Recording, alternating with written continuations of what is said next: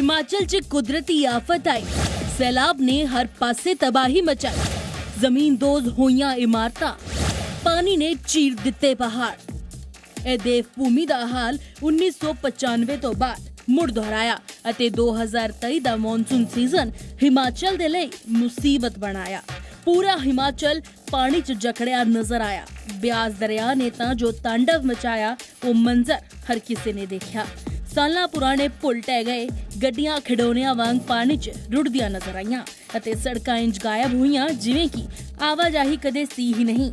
ताश दे पत्ते वांग पूरा हिमाचल खिंडरदा होया नजर आया। सैलाब ने जिस कदर तबाही मचाई तां नुकसान भी करोड़ां दा होया। हालात इस कदर पस्त नजर आए कि सूबे दे मुखी सुखविंदर सुक्खू ने खुद मौके ते पहुंच हालात का जायजा लिया। आपदा राहत कोष 2023 को लॉन्च किया है। ऑनलाइन पेमेंट हो सके, QR कोड से पेमेंट हो सके, क्रेडिट कार्ड से पेमेंट हो सके और उनके लिए 2 बैंकों को चिन्हित किया गया है। एक है हिमाचल प्रदेश राज्य सहकारी बैंक और दूसरा है HDFC बैंक। पूरे हिंदुस्तान में हमारे जो नंबर है वो जारी कर दिए गए हैं। जिस अकाउंट नंबर में, जिस IFSC कोड में पैसा डिपॉजिट होना है, मैं सभी अभी काफ़ी लोग इसमें दान कर चुके हैं। कोई बेंगलोर वाले हैं, कोई गुड़गांव वाले हैं, कोई दिल्ली वाले हैं, कोई कलकत्ता वाले हैं। तो इस त्रासदी के अवसर पर मैं उन सभी लोगों का धन्यवाद करना चाहता हूँ। और क्योंकि कई यूथ साथी स्कूल के बच्चों का भी मुझे फ़ोन आया, तो उनके लिए हमने QR कोड के द्वारा, गूगल पे के द्वारा ये हमने जारी किया है। QR कोड के द्वारा वो अपनी राशि दान कर सकते हैं। इन्ना ही नहीं, हालात थोड़े काबू आउंदे ही हिमाचल के डिप्टी CM मुकेश अग्निहोत्री ने भी हालातां दा जायजा लिया और लोकां तक हर संभव मदद पहुंचाउण दी कोशिश की। ऐसे हिमाचल प्रदेश में आपदा का प्रकोप देखने को मिला है। लगातार जो है जिस तरह से नुकसान हुआ, आप लगातार जायजा ले रहे हैं पूरी हिमाचल प्रदेश में, क्या स्टेटस रिपोर्ट है सर? डेथ लॉस और पूरा आर्थिक कितना नुकसान हुआ? हिमाचल प्रदेश में पिछले कल सबसे बड़ा इवैक्यूएशन प्लान जो है कल अंजाम दिया गया। जब हमने मनाली से, कुल्लू से जो टूरिस्ट आए थे वो निकाला और कल लगभग जो है 7,000 के आसपास गाड़ियाँ वहाँ से निकली हैं और लगभग 35-40 हज़ार लोग जो हैं जो बाहर से आए थे और फंसे हुए थे उनको इवैक्यूएट किया गया। नेशनल हाईवे तो बह गया है। नेशनल हाईवे है कीरतपुर से मनाली, जिसकी बहुत सज धज से उद्घाटन की तैयारियां चल रही थी, वो ताश के पत्तों की तरह बिखर गया। और मुझे लगता है वहाँ अकेले ही यहाँ से पंडोह से लेके, यहाँ से मंडी से लेके और वहाँ मनाली तक ये नेशनल हाईवे की जो पूरी सड़क है जो भरभरा के बिखर गई, 1,000 करोड़ रुपया कम से कम इस सड़क की रिपेयर में लगेगा। जो लोग चंद्रताल में फंसे हुए हैं, जिनका रेस्क्यू जो है, रेस्क्यू की बात चल रही थी, क्या स्थिति है? देखो, चंद्रताल में मुख्यमंत्री जी कल गए थे और हमारे minister, revenue minister Jagat Singh Negi ji को वहाँ ड्रॉप किया गया है। अब वहाँ पे लोगों में खौफ का माहौल ना रहे, इसलिए जो है वहाँ पे मिनिस्टर, हमारे CPS उनको उतारा गया है ताकि एक वातावरण सही किया जाए और जो लोग बीमार थे उनकी लिफ्टिंग की गई है। अन्यथा वहाँ क्योंकि बर्फ़ भी है, वहाँ से निकालने में समय लग सकता है। जहाँ तक कुल्लू में, मनाली में पानी बहाल हो गया है और कुल्लू में बिजली बहाल हुई है। हालांकि लॉस तो बहुत बड़े पैमाने का है। बिजली बहाल करना, पानी बहाल करना, सड़कें बहाल करना और उसके बाद टेलीफोन सर्विस बहाल करना। ज़्यादा दहशत इसलिए थी क्योंकि लोगों के टेलीफोन बंद हो गए, क्योंकि बिजली नहीं थी तो चार्ज नहीं हो पाए, संपर्क टूट गया तो लोग जो है दहशत में आ गए। अब लोगों के फ़ोन काम कर रहे हैं, अब फ़ोन कॉल आनी भी कम हुई। कैबिनेट मंत्री विक्रम आदित्य सिंह ने भी मौके ते पहुंच हालातां दा जायजा लिया ਅਤੇ PWD ਦੇ ਮਹਿਕਮੇ ਵੱਲੋਂ हर संभव मदद ਕਰਨ ਦਾ दावा ਕੀਤਾ। हमारे साथ कैबिनेट मिनिस्टर विक्रम आदित्य सिंह हैं, जो मनाली दौरे पर हैं, कुल्लू से होते हुए, मंडी से होते हुए यहाँ पर पहुँच रहे हैं। सर, इस बार तो मानसून ने हद कर दी, बहुत नुकसान प्रदेश को पहुँचाया है। जी बिल्कुल, इस बार बहुत नुकसान पूरे प्रदेश को हुआ है और ख़ास करके कुल्लू और मंडी डिस्ट्रिक्ट में बहुत ज़्यादा नुकसान हुआ है, तो उसकी जायज़ा लेने के लिए हम इलाके में आए हैं और साथ ही साथ लोगों को रिलीफ देने के लिए भी पूरा प्रयास कर रहे हैं। और मेरे डिपार्टमेंट से रिलेटेड, PWD से रिलेटेड जितना भी सड़कों के रेस्टोरेशन है, ब्रिजेस का रेस्टोरेशन है, NHAI के जो आपके 4 लेनिंग की सड़कें हैं वो टूट गई हैं, उन सबको फिर से वापस पटरी पर लाने के लिए हम पूरा प्रयास कर रहे हैं। उसका हमने मौके पर निरीक्षण किया है, बाकायदा रिपोर्ट्स बनाई गई है और वापस जाकर इसके ऊपर हम वॉर फुटिंग के ऊपर कार्य करेंगे। सर, पिछले 5 सालों में ही 8,000 करोड़ रुपए का नुकसान मानसून लगातार हिमाचल प्रदेश को दे चुकी है और इस साल तो हद कर दी है। 4,000 करोड़ से ज़्यादा का अनुमानित जो है इसका अनुमान लगाया जा रहा है। तो किस तरीके से देखते हैं सर कि केंद्र सरकार को क्या स्पेशल पैकेज देना चाहिए, क्योंकि SDRF की पहली किश्त की अगर बात करें तो 180 करोड़ रुपये की बात जो है वो उसकी घोषणा की जा चुकी है। हाँ, बिल्कुल नुकसान हुआ है और केंद्र सरकार से हम पूरा सहयोग मांगेंगे, इसमें कोई दो राय नहीं है। हिमाचल में बहुत ज़्यादा नुकसान हुआ है और मुख्यमंत्री जी ने प्रधानमंत्री से बात करी है, गृह मंत्री से बात करी है और मुझे विश्वास है कि वो भी इसमें अपना पूरा योगदान देंगे और एक अच्छा बजट पैकेज जो है वो हिमाचल को दिया जाएगा। सर, किस तरीके से जो है पिछले 6 दिनों में हमने देखा है कि कम्युनिकेशन जब डेड हुआ तो राइट इन्फॉर्मेशन जो है वो कंट्रोल रूम तक नहीं पहुंच पाई। तो ऐसे में आप किस तरीके से देखते हैं कि आने वाले समय में सर अभी भी बरसात बचा हुआ है सेशन, तो ऐसे में क्या कोई ऐसा कम्युनिकेशन क्रिएट किया जाए ताकि आपात की स्थिति में जो है वो कम्युनिकेट किया जा सके, जो रिलीफ में टीमें लगी हैं या एडमिनिस्ट्रेशन के साथ या लोकल्स के साथ? ये 100% होना चाहिए। अभी भी क्योंकि 2 दिन मनाली कट ऑफ रहा, मोबाइल नेटवर्क नहीं था, तो यहाँ के लोगों के साथ कम्युनिकेट करना बहुत मुश्किल हो रहा था। वैसे ही मणिकरण है या सेंज वैली है बंजार में, वहाँ पर अभी भी कई जगहों पे कम्युनिकेट नहीं हो पा रहा है। इसलिए जो है वहाँ के कम से कम जो हमारे ब्लॉक में ऑफिसर्स है या पंचायत में हैं, पंचायत सेक्रेटरीज़ हैं, उनके साथ कम्युनिकेशन के लिए सैटेलाइट सिस्टम से नेविगेशन जो है उनसे कम्युनिकेशन डेवलप हो, उसके लिए हमको कार्य करना चाहिए। बेशक पहले छोटे स्तर पे किया जाए पर होना चाहिए ताकि जब इस तरीके की परिस्थितियाँ बनती है तो कम से कम एक पैनिक की स्थिति क्रिएट ना हो। जब कोई डायलॉग नहीं होता है, बात नहीं होता है, तो उससे खास करके टूरिस्ट में एक पैनिक क्रिएट होना शुरू हो जाता है और कुछ नहीं होते हुए भी बहुत कुछ हो जाता है। इसलिए उस चीज़ का भी हमको ध्यान रखने की आवश्यकता है। सर, मिलावटी काम करने वालों को विक्रमादित्य सिंह का क्या संदेश है? मेरा तो हमेशा से डे 1 से ये संदेश रहा है कि मैं क्वालिटी के ऊपर कोई भी कॉम्प्रोमाइज़ नहीं करूँगा।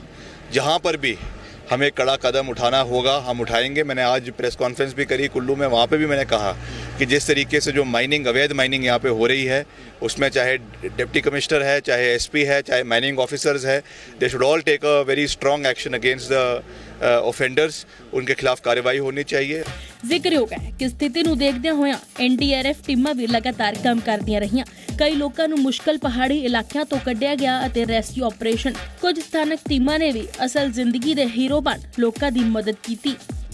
4 दिनों तक लगातार हो रही बारिश के बाद कई जगह पर लोग फंसे रहे। ऐसे में कई सारे ऐसे लोग हैं जो हाई एल्टीट्यूड ट्रैकिंग के लिए निकलते हैं, तो इस दौरान बारिश के बाद उन पर भी परेशानी जो है वो बरसी है और किस तरीके से इन इलाकों से रेस्क्यू जो है वो स्थानीय लोगों ने किया है, क्योंकि ये लोग हीरो से कम नहीं है। ऐसा ही एक दल मेरे साथ है, उनसे बातचीत कर लेते हैं। सबसे पहले तो मैं जानना चाहूँगा कि आपकी टीम का नाम क्या है और कौन से एरिया से आपने लोगों को रेस्क्यू किया? हम लोग adventure tour operator association Manali से बोल रहे हैं। अभी हमारे 2 ऑपरेशन जो मेजर चले हुए थे, वो था हमटा पास से लोगों को इवैक्यूएट करना और दूसरा ब्यासकुंड एरिया में एक फैटिलिटी हुई थी जिसमें अवलांच में 4 लोग आए थे और उसमें से 2 लोगों को हमने सेफली इवैक्यूएट किया हुआ है और हॉस्पिटलाइज किया हुआ है और 2 लोगों अभी स्टिल मिसिंग है और उनका चला हुआ है अभी सर्च ऑपरेशन। और एक तीसरा जो बड़ा ऑपरेशन चला हुआ है वो है इजराइल का, क्योंकि इजराइल नेशनलिटी के बहुत सारे लोग जो मनाली घूमने आते हैं, तो उनके साथ वो अभी मिसिंग तो नहीं है पर उनके कोऑर्डिनेशन नहीं हो रहा है उनका, तो उन लोगों के लिए हमारी 3 टीमें डिफरेंट लोकेशन पे चली गई है। कसोल, कालगा, पुलगा, तोश साइड गई हुई है। कितने लोग हैं? इजरायली नेशन के जो हमारे पास लिस्ट आई है वो 25 लोगों की आई हुई है। तो किस तरीके से चैलेंजेस जो हैं वो टीमों ने झेले हैं और उस वक्त कंडीशन क्या थी और किन हालात में ये लोग थे? एक कंडीशन सभी को मालूम है, जैसे कि एक बर्स्ट कंडीशन जो जिसको कहते हैं वो उसको झेला है और वैसी बर्स्ट कंडीशन में हाई रिस्क लेके एटीओ के लोगों ने काम किया है और कर रहे हैं अभी भी। स्टिल जो मिसिंग लोग हैं उनके सर्च में लगे हुए हैं, और जो जिनका मिसिंग तो नहीं है लेकिन उनका कनेक्टिविटी फेल होने की वजह से जो है उनके सर्च के लिए भी टीमें अपना काम कर रही है। तो इस दौरान हाई एल्टीट्यूड ट्रैकिंग करने के लिए कितने लोग जो है कुल्लू के आसपास की पहाड़ियों पर जाते हैं, और अभी सिचुएशन क्या हो सकती है? क्या कुछ लोगों ने कांटेक्ट करने की कोशिश की है, और क्या स्टेटस है इन पहाड़ियों का? बर्फबारी क्या बेमौसमी हुई है? हाँ, ये थोड़ा एक्स्ट्राऑर्डिनरी हुआ है और काफ़ी सालों के बाद ऐसी सिचुएशन आई है। और इस वक्त अलग अलग ट्रैक रूट्स में हज़ारों लोग थे एक्चुअली इसमें, और जो भी लोग जैसे ऑर्गेनाइज़ करते हैं उसमें गाइड टू क्लाइंट रेशियो बहुत मैटर करता है। कुछ कंपनीज़ जो है बहुत ज़्यादा लोगों को ले जाते हैं, जैसे एक गाइड 20-25 लोगों के साथ होता है, तो इसको नेगोशिएट करने में बहुत मुश्किल होता है। पर अटाओ की टीम जब स्टॉर्म बिल्कुल पीक पर था, जब बरसात हो रही थी, उस वक्त हमारी एडवांस टीम गई और उन्होंने जो है रिवर के आसपास जो है पुलिस सिस्टम से काफ़ी लोगों को इवैक्यूएट किया, और इस वक्त मुझे लगता है ऑलमोस्ट सारे लोग सेफ जगह पर है। कुछ लोगों का आ रहा है टाइम टू टाइम, पता नहीं वो कोऑर्डिनेशन है या फिर मिसिंग है, पर ऑलमोस्ट सब लोग अभी सही है। ओवरऑल लोकेशन से कितने लोगों को रेस्क्यू कर चुकी है आपकी पूरी टीम, और इस वक्त जो है आपकी अलग अलग लोकेशंस में आपकी पूरी टीमें हैं, तो कोऑर्डिनेशन कैसे हो रहा है? लेटेस्ट अपडेट क्या आ रहा है? अभी हमारी हामटा पास से हमने 150 के आसपास लोगों को इवैक्यूएट किया हुआ है, और जो ब्यासकुंड वाला ग्लेशियर है वहाँ से 2 लोगों को इवैक्यूएट किया हुआ है जो बुरी तरह से इंजर्ड थे, और बाकी जो इजराइल वाला रेस्क्यू चला हुआ है उसमें से अभी अपडेट आ रहे हैं। सांगला से हम लोगों ने इवैक्यूएट किया है, और काजा से भी लोगों को बाई टैक्सी लाया हुआ है, तो ये चला हुआ है। तो ओवरऑल अराउंड 170-80 पीपल के आसपास हम लोगों ने इवैक्यूएट किया हुआ है अभी तक का। जिथे सरकार ਅਤੇ ਪ੍ਰਸ਼ਾਸਨ ਲਗਾਤਾਰ ਬਚਾਅ ਕਾਰਜ ਜਾਰੀ ਰੱਖਿਆ, ਤਾਂ ਉੱਥੇ ਹੀ ਇਜ਼ਰਾਈਲ ਤੋਂ ਆਈ ਟੀਮ ਨੇ ਆਪਣੇ ਪੱਧਰ ਤੇ ਰੈਸਕਿਊ ਆਪਰੇਸ਼ਨ ਕੀਤੇ ਅਤੇ ਲੋਕਾਂ ਨੂੰ ਮੁਸ਼ਕਲ ਚੋਂ ਬਾਹਰ ਕੱਢਿਆ। विदेशों से आए सैलानी भी हिमाचल प्रदेश की खूबसूरत वादियों में इस दौरान घूमने के लिए पहुंचे थे, तो ऐसे में इजराइल से आए हुए 95 सैलानी हिमाचल प्रदेश के अलग अलग लोकेशंस में थे, जिनका ना कोई इन्फॉर्मेशन था, जिसके तहत इजराइल से स्पेशली एक सर्च एंड रेस्क्यू टीम इस दौरान भारत पहुंची, और दिल्ली पहुंचने के बाद जो है वो मनाली ये टीम पहुंची, और यहाँ के लोकल वॉलंटियर्स की मदद ये लोग ले रहे थे। इस वक्त वो टीम हमारे साथ है, इनसे बातचीत कर लेते हैं कि वो 95 इजरायली कहाँ हैं, क्या वो सुरक्षित हैं, इस पर इनसे बातचीत कर लेते हैं। Firstly I want to know your name and where you from. My name is Raz. I'm from Magen Search and Rescue from Israel. Okay, so why you plan to visit suddenly during this disaster to Manali, and what is the purpose behind of it? So since then last Monday we start to get lots of calls from insurance customers that traveling in North India, Manali and all this area, that all they are stuck because of the bad weather, or lots of calls from the parents that worry about their kids, that they are discommunication. And after a few hours we understood that we have more than 90 people that missing in this area. So we are immediately decide to send the rescue team to here, and we are cooperate with the Pinto rescue team and start to go and catch everybody. Most of them we are communicate and see that they are okay. And part of them need also rescue, so we did all kind of rescue with the Pinto team. We did helicopter rescue, we did a jeep rescue from Kaza and Spiti, and all kind of rescue from Parvati Valley, Pulga, Kalga, Tosh. Okay. Praveen Sood हमारे साथ हैं, ये adventure tour operator association के पदाधिकारी हैं, और इनकी team जो है वो इनके साथ कोऑर्डिनेट कर रही थी।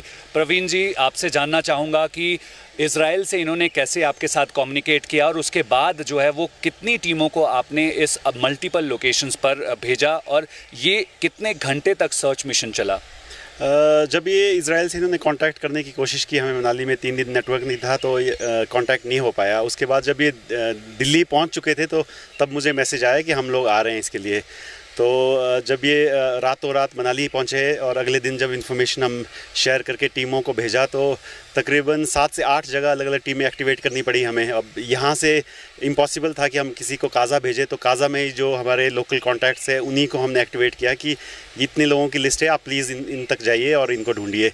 तो ये सब करते करते हमें तकरीबन 35 घंटे लगे, जिसमें हमने सारे 95 लोगों को अलग अलग जगह से ढूंढा। और सबसे मुश्किल मैं कहूँगा कि पार्वती वैली में रहा ये ऑपरेशन, क्योंकि वहाँ नेटवर्क अभी भी नहीं आ रहा है और रोड कनेक्टिविटी 9 से 10 किलोमीटर तक चली गई है। तो जो टीम हमारी पार्वती गई थी उन्हें सबसे ज़्यादा मुश्किल आई। तो कितना रिलीफ मानते हैं आप कि जो है वो जो जिम्मेवारी आपको दी गई थी, क्योंकि ये इजराइल के तमाम जो है नागरिक थे, तो ऐसे में उनको सुरक्षित ढूंढना जो है उसके बाद रिलीफ महसूस हुई। लेकिन इस दौरान चैलेंजेस कितने फेस किए, क्योंकि वेदर सबसे ज़्यादा चैलेंजेबल था और इन इलाकों तक पहुंचना सबसे ज़्यादा चैलेंजेबल था? सबसे ज़्यादा चैलेंज तो मैं कहूँगा वेदर के साथ साथ मोड ऑफ कम्युनिकेशन था, क्योंकि वो बिल्कुल ऑलमोस्ट नीली था या बहुत कम जगह पे नेटवर्क आ रहा था। और उसके साथ साथ एक साथ अगर आप इतनी जगह को मैनेज करते हो तो मतलब आपको ज़्यादा रिसोर्सेज चाहिए होते हैं, ज़्यादा मैन पावर चाहिए आपको कि आप एक साथ इतनी जगह पे रेस्क्यू मिशंस कोऑर्डिनेट कर रहे हैं। और सबसे ज़्यादा वही जो मैं पार्वती वैली का बोल रहा हूँ वही सबसे ज़्यादा टफ था, क्योंकि हमारी टीम वहाँ से 18 या 20 किलोमीटर पैदल जाके तोश पहुँची है, वहाँ पे एक एक जगह जाके ढूंढा है, जिसको जो हेल्प चाहिए थी वो करके लोगों को इवैक्यूएट किया गया। हालांकि बचाव कार्य जारी है, पर सूबे का नुकसान भी ਵੱਡੇ ਪੱਧਰ ਤੇ ਹੋਇਆ। हर दौरान 111 लोगों की जान गई, 150 घर रुड़ गए, 2322 घर नुकसाने गए। सूबे च कुल 93 लैंडस्लाइडां होईयां। हुण तक 4356.91 करोड़ की संपत्ति का नुकसान होया। सब तो अहम इस मुसीबत दौरान मनाली तो लेह नूं जाण वाली सड़क भी पूरी तरह दे नाल ढह-ढेरी हो गई, जिस कारण आवाजाही ठप रही। बॉर्डर रोड ऑर्गेनाइजेशन से मेजर हैं, आपसे बात करते हैं। सर, मैं जानना चाहूँगा कि पिछले 6 दिनों में इस पूरी की पूरी सड़क का स्टेटस है क्या? किस वजह से इस सड़क को जो है वो क्षति पहुँची और यातायात बाधित है?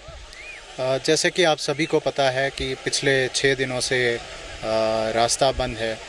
बेसिकली ये रास्ता इसलिए बंद हो गया था क्योंकि इस बार अनप्रेसिडेंटेड स्नोफॉल और अनप्रेसिडेंटेड रेनफॉल रहा है यहाँ पे, जिसके वजह से कई सारे जगहों पे फ्लैश फ्लड्स हुए हैं, कई सारे जगहों पे क्लाउड बर्स्ट हुए हैं और कई सारे जगहों पे बर्फ़बारी भी हुई है। जैसे मैं अगर शुरू कर सकता हूँ सरचू से लेके बारलाचला एंड बारलाचला से सिर्फ जिंगजिंग बार, वहाँ तक लगभग 3 फुट की बर्फ़बारी हुई थी। 3 फुट बर्फ़ था अक्यूमुलेटेड। उसके आगे जिंगजिंग बार से नीचे की तरफ और बढ़ते हुए सिसु के साइड तक और सिसु से लेके मनाली तक इतना इस बार रेनफॉल हुआ है कि उसके कारण काफ़ी सारे लैंडस्लाइड्स हुए हैं, काफ़ी सारे पत्थर भी गिरे हैं नीचे रास्ते के ऊपर, काफ़ी सारे नाले भी बह के ओवरफ्लो भी हुआ है, जिसके वजह से रास्ता कट ऑफ हो गया है। हमारे टीम ने 72 घंटों से दिन रात एक करके बहुत मेहनत करके उसको सिसु तक हमने रिस्टोर किया हुआ है। सिसु से आगे अटल टनल भी कनेक्टिविटी दिलाया है। उसके आगे अभी फ़िलहाल मनाली का जो स्ट्रेच है उसका हम रेस्टोरेशन का काम शुरू कर चुके हैं। आपसे ये ज़रूर जानना चाहूँगा कि मनाली से जो बांग के एरिया को जोड़ने वाली ये इम्पॉर्टेंट पार्ट है, क्योंकि अटल टनल के लिए भी इसी रास्ते से गुजरा जाता है, तो कहाँ पर किस तरीके से अभी इस रोड का स्टेटस है और अब ये वाला पोर्शन कब तक बहाल हो पाएगा? अभी जैसे आप हमारे पीछे देख रहे हैं, यहाँ पे मेजर कट ऑफ है। ऐसे 9 लोकेशंस हैं जहाँ पे मेजर कट ऑफ हुआ है और हम इसके ऊपर अभी वॉर फुटिंग बेसिस पे हमने काम शुरू कर दिया है। इसमें दिन रात लगे रहेंगे, शिफ्ट वाइज भी काम करेंगे और जितना जल्दी हो सके उतना जल्दी एटलीस्ट 1 वे का रास्ता थ्रू कर देंगे ताकि लोग आगे तक जा सके और उनका जो भी काम होगा वो पूरा कर सके। हिमाचल प्रदेश तो एक ਇਹੋ ਜਿਹੀ तस्वीर भी सामने आई जिसने करीब 10 साल पहला केदारनाथ च होए दर्दनाक हादसे दी यादां ताज़ा कर दित्तियां। मंडी दे एक प्रसिद्ध पंचवकत्रा मंदिर दे कोल ਇਹੋ ਜਿਹੀ घटना घटी जिस नूं देखदिआं ही कहा गया कि बिल्कुल यही मंजर केदारनाथ च देखण नूं मिलिआ, पर पानी हुण हेठा आ गया। राहत कार्य जारी है। केंद्र अते हिमाचल प्रदेश दीआं टीमां सूबे नूं मुड़ पटरी ते लिआउण लई लगातार जुटियां होईयां ने।